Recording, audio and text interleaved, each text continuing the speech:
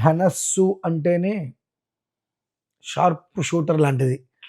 మనం గురి పెట్టామంటే ఎక్కువ పెడితే తెగిలి తీరవలసిందే.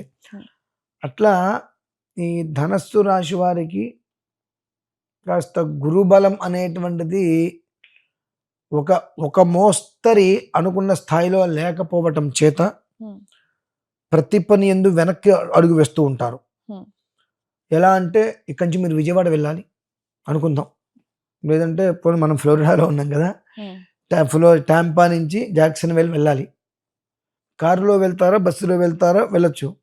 మీరు ట్రెడ్మిల్ మీద నిలబడ్డారు, నేను వెళ్ళాలని నడక మొదలు పెట్టారు, వెళ్తారా? చాలా టైం పడుతుంది. ఈ తెలివితేటలే అమ్మా ధనుస్సు రాశి వారికి ఉండేది. ట్రెడ్మిల్ మీద నడుస్తే ఎప్పటికి వెళ్తారమ్మా? ఈ తెలివితేటలతో ప్రజెంట్ వాళ్ళు ఉన్నారు. అంటే కొన్ని విశేషాలు ఎలా ఉంటాయంటే తెలియకుండా కూడా కొన్ని తత్వాలు మనం ఒప్పేసుకోవాల్సి వస్తూ ఉంటుంది.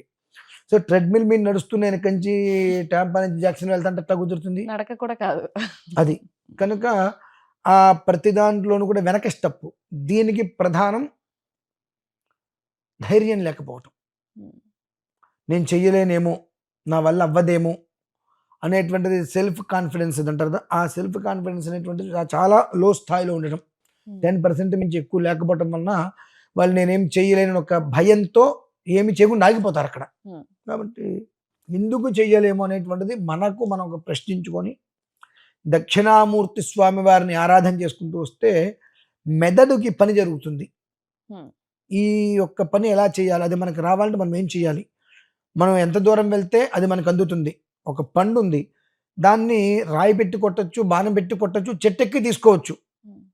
సో ఏం చేస్తే వస్తుంది, ఒక కర్రకి గాలం పెట్టుకుని లాగచ్చు. అంటే ఏం చేస్తే పండు మనం తీసుకోవచ్చు అనేటువంటి ఒక తత్వం ఒక మెదడుకు ఆలోచనిస్తుంది. తద్వారా పండుకి దెబ్బ తగలకుండా, ఇతనికి ఖర్చు లేకుండా, కష్టం లేకుండా పని పూర్తవడానికి మార్గం ఉంటుంది. కాబట్టి ధనస్సు రాశి వారికి అగమ్య గోచరంగా ఉంటుంది. ఏది కూడా తొందరపడి చేయలేరు.